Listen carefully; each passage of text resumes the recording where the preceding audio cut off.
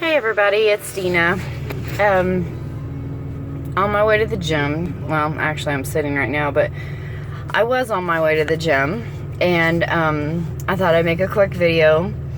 I have actually had a really rough week as far as weight loss and all that jazz. So I was talking to my mentor, trainer, whatever you want to call her, and I have been forbidden, I don't know which one's a word, forbidden, I guess, to get on the scales or measure myself, because apparently I'm a little obsessive compulsive about it. Anybody who knows me, calling me obsessive compulsive is, you know, whatever. But I know the meaning, or not the meaning, it's been a long morning already. I know that the weight on the scales doesn't necessarily mean anything, and I know, intellectually, I know not to worry about those numbers. But I'd be lying if the fat girl inside me wasn't going, oh my God, I didn't lose, 5 pounds this week or 10 pounds this week, because I have been doing so good. I've lost over 30 pounds now. But the numbers aren't what I want them to be, and I weigh every single day. You're not supposed to do that, especially if you have a tendency to quit, which I do. You're not supposed to do that because it's very discouraging. It's not something I would recommend for anybody, but for some reason I do it, because that's just me. But so I've been forbidden to actually weigh myself or actually get out the measuring tape, which I made the mistake of telling my husband this, because I when she got done sending me the message, I went, does she really think I'm gonna listen to that? And he went, yeah, you are. So that was my mistake, because now he's gonna make sure the measuring tape's already been hidden from me. Now, he can't really do anything about the scales at the gym, but I did promise him that I wouldn't do it. So he made me promise, knowing that I wouldn't break the promise.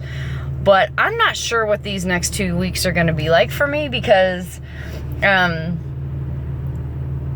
don't know what I'm going to do if I'm not weighing myself every day. I don't know how to. I know you're supposed to track the way you feel, and that's what matters. But I feel great. I feel great most of the time now that I've been working out.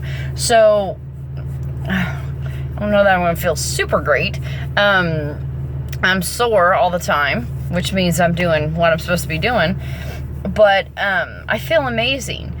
I want to see, because I'm normal, I want to see that weight dropping on the scales. I want to see those inches falling off. I've went down, I think it's 3 pant sizes, 3 bra sizes. So you could see it that way too, but is it just me, or does everybody do that? That's probably just me because I'm a little nuts, but I do. I like to see the numbers on the scale go down, and when they don't go down, I start to freak out a little bit. Now, I am in no way, shape, or form going to quit because I had a bad week. If I gained weight, I wouldn't quit, just because of the difference in how I feel. And you have to realize, for me, just a short time ago, I couldn't walk from my couch to my bathroom without needing my inhaler and being short of breath. So, I've come a really, really long way from where I was, but I don't know. Why is it that now that I can't measure myself or weigh myself, I'm kind of freaking out a little bit, because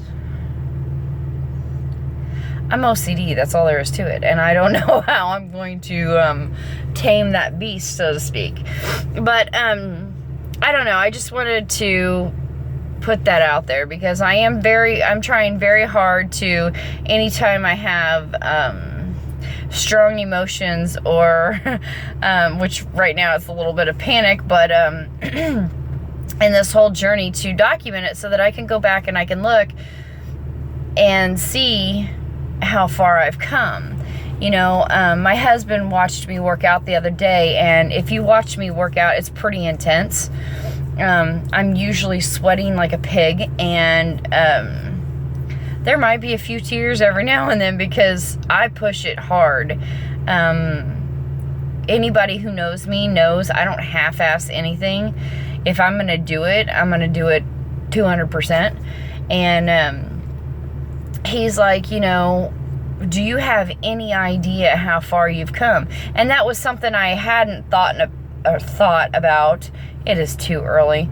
That was something I hadn't thought about until he said it, because all I was focusing on is how far I had left to go. I've lost 30 pounds. I have 70 pounds to go. I hadn't thought about, I've lost 30 pounds. That's a lot of weight. But again, here I go obsessing about numbers. What he was actually talking about was getting off the couch and being able to do, because I do what's called supersets, and I am going from one station to the next constantly, keeping my heart rate up. And he's like, do you have any idea how far you've come? He couldn't believe what I was able to do.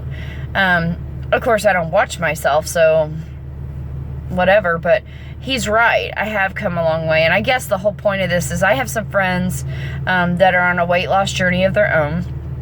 And some of you I know are obsessing about the scales. And I think, and I'm trying to keep myself in check as well. So I think that it's important not to focus on that, even though we do and we are. Focus on how you feel. Try to remember where you were and where you are, and let those things be the things that motivate you. Because when you do have a bad week, this is my 5th week and I'm having a bad week already, so that could really get you down if you let it. But don't let it. If you've got stuff going on in your life to where you veered off of your diet, or you've missed your workouts for a week or whatever, don't let it stop you. Just pick up where you left off and keep going.